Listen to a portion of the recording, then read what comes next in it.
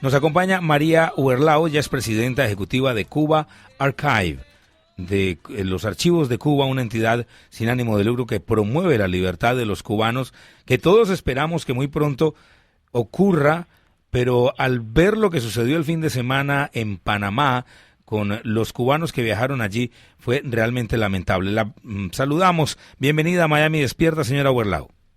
Buenos días a todos, gracias por invitarme. ¿Usted estuvo en Panamá? Estuve, fue una experiencia muy interesante, inesperada, pero en cierto sentido muy exitosa, a pesar de que vivimos lo que yo llamé la cumbre de la infamia, pero bueno, podemos hablar un poquito sobre eso si desea. Sí, claro. A ver, lo primero, hablemos de lo malo. Lo más malo fueron los ataques de todos estos cubanos pro Castro que estuvieron allí, cuando no se puede escuchar la oposición, porque la oposición hay que encarcelarla, porque a la oposición hay que amordazarla, hay que golpearla cuando se habla. A eso fue lo que fueron a Panamá estos señores. ¿Cómo fue lo que sucedió eso allí? Sí, bueno, o sea, vamos a hablar de términos de malo. Para empezar, lo más malo, en mi opinión, fue que Cuba fue un invitado de honor a una cumbre donde los estados de la OEA, que habían firmado la Carta Interamericana Democrática en el 2001, establecieron los principios fundamentales de lo que es una democracia. Y Cuba no cumple ninguno de ellos, ni en sus leyes, ni en sus prácticas.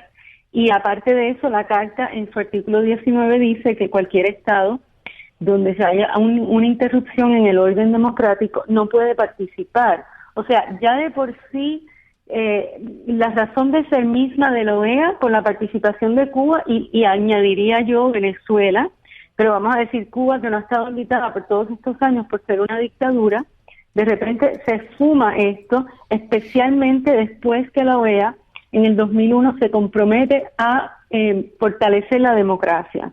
O sea que ya de por sí partimos con una aberración.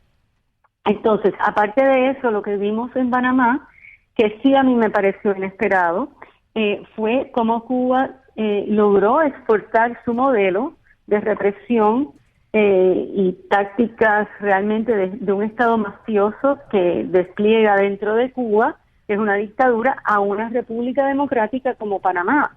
Eso es insólito. Sí. Sin embargo, o sea, pensando, como dicen en hindsight, pensando para atrás, no sorprende, porque esto de aceptar a Cuba bajo los términos de la dictadura, lo que ha hecho es que ha envalentonado al régimen a hacer lo que quiera, ¿no? Ya no hay protección contra eso.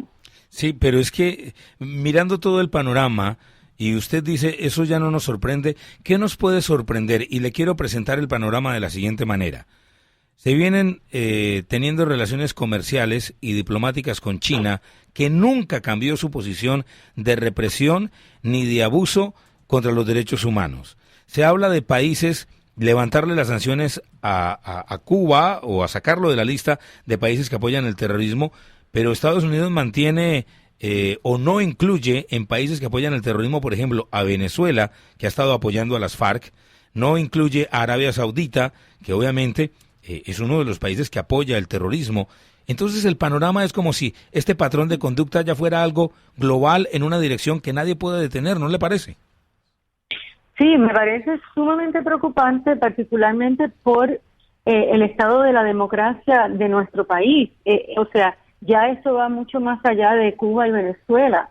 Va hacia una actitud de una falta de liderazgo de un país que ha sido bastión de la democracia. Y por lo demás, les recuerdo que no es solo que el intercambio y la aceptación de países como China no ha traído un cambio democrático, es la aceptación de un país como Cuba, porque Cuba ha estado abierto a la inversión, al turismo, a los intercambios, a plenas relaciones democráticas con el mundo entero, salvo Estados Unidos, con algunas excepciones dadas por el embargo, por más de 20 años después de la caída del bloque soviético.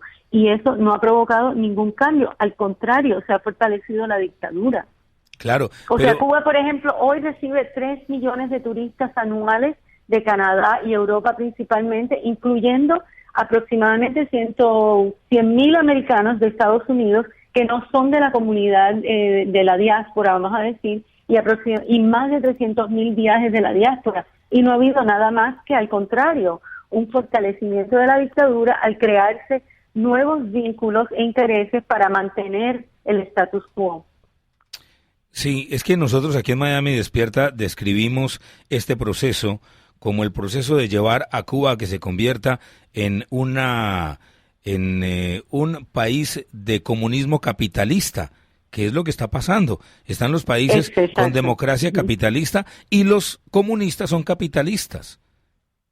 Bueno, es en realidad un capitalismo de Estado, porque es un capitalismo que está vedado a la población. A la población lo que se han pasado es una serie de medidas que garantizan un régimen principalmente de subsistencia.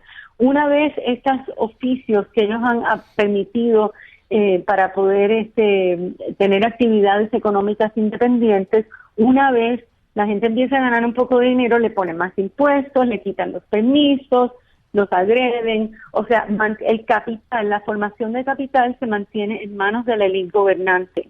Claro. Ese es el capitalismo de Estado, y que además la economía principalmente está en manos de los estamentos militares, del conglomerado de empresas controlado por las Fuerzas Armadas de Cuba. Sí, y eso, entonces, María... eso es un sistema monopolista, ¿no? Claro, María, pero eso también le interesa a los agricultores estadounidenses, a las grandes corporaciones, a los que tienen los grandes capitales, porque ven entonces en Cuba como un objetivo o un destino importante para invertir.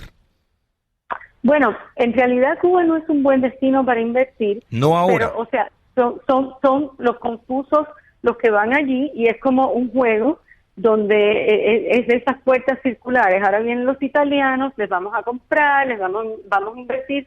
Cuando ellos pierden todo, entonces vienen los españoles, hacemos lo mismo con los españoles. Cuando ellos pierdan todo, y por lo demás les vamos diciendo, si no te callas, no te pago nunca. Entonces, es así, o sea, el que tenga un mínimo de análisis de la situación para hacer negocios en Cuba, no solo de inversión, sino de comercio, lo va a descubrir, porque eso está muy documentado. Lo que pasa es que la gente se llena de estas ideas y unas expectativas que son irrealistas. Cuba no es un buen ambiente de inversión. Pero no cree que los que manejan la dictadura van a ver eso como un beneficio y se van a cuidar de que eso no ocurra más, porque no van a dejar la gallina de los huevos de oro. Bueno, es que ya lo vemos, porque desde que se pasó la ley de inversiones extranjeras en el 1993, o sea, ya tenemos más de 20 años de esta ley. Cuba ha estado abierto a ese tipo de negocios y de inversión. Lo que pasa es que el gobierno lo controla, y las personas, los inversionistas, son personas por lo general en los negocios de una visión de corto plazo. Porque si la gente se pusiera a pensar que una Cuba próspera, una Cuba que tenga garantías jurídicas para las personas que van a hacer negocios, es mucho mejor a largo plazo, no solo para los inversionistas individuales, sino para los intereses de los estados, pues no estarían avalando este proceso que está lleno de este tipo de aberraciones, ¿no? Sí. Lo que pasa es que terminan ganando unos pocos, pero esos pocos controlan mucho, porque pasó en el caso de España, ¿no? Donde hay ciertos intereses económicos que previnieron, por ejemplo, que Osvaldo Payá, el líder disidente que fue asesinado por la seguridad de Estado cubana, se hiciera hasta una investigación.